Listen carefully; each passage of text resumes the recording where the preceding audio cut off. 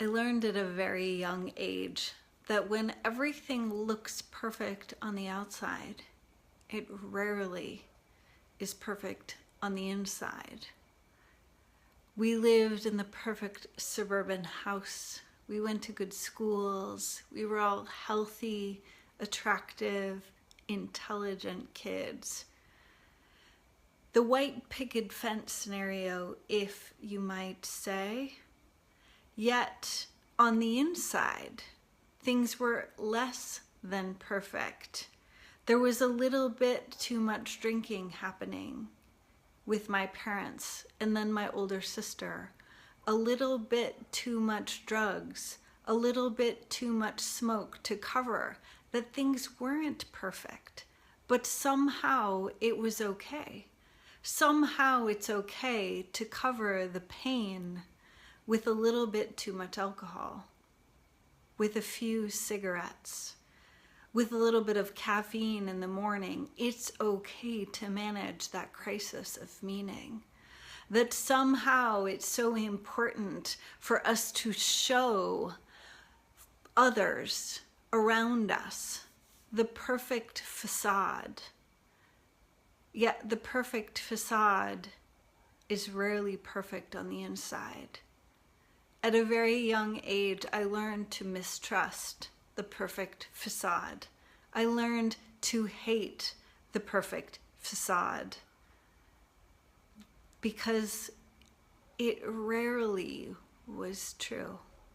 So in some way, when everything looks perfect, when someone is perfectly dressed, when they're perfectly poised, when it's the perfect Instagram shot, it creates this epic disconnection for me. Yet in this society of culture that is focused on social media and looking perfect, in some way we're more obsessed with the connection with our phone, the connection with the internet, with the connection with the perception of others around us. But really what's going on is there a lack of meaning in our lives. There is a lack of connection to who we really are, because it's scary to show who we really are.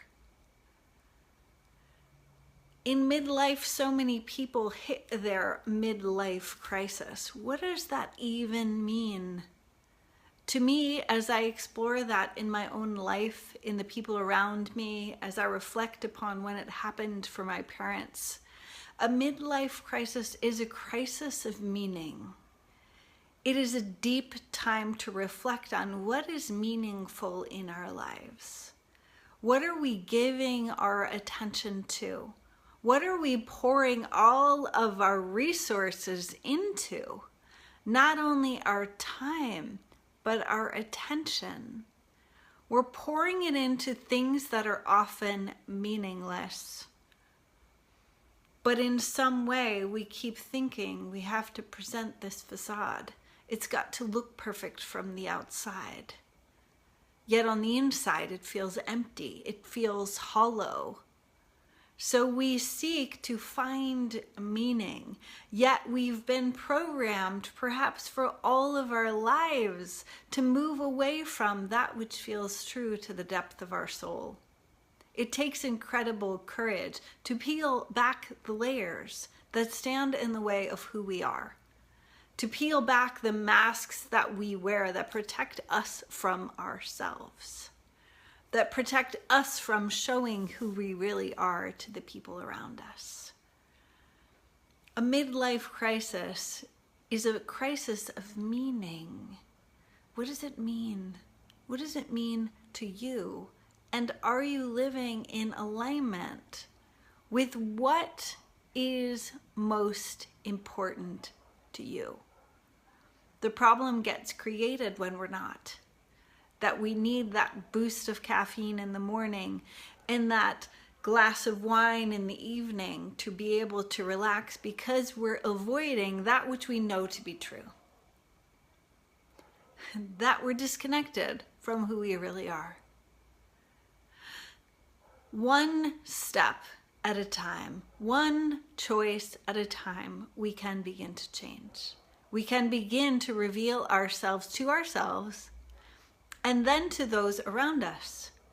That little still small voice within us that says, talk to that person, do this thing, try this thing. It's essential that we begin to follow that one step at a time. That's how we change from living a life that looks perfect on the outside. And then sometimes it doesn't, right? The perfect facade on the outside, the white picket fence and all is well, sometimes comes crashing to the ground with a diagnosis, a divorce, a catastrophe, a health diagnosis. There are many ways that the white picket fence comes crashing to the ground.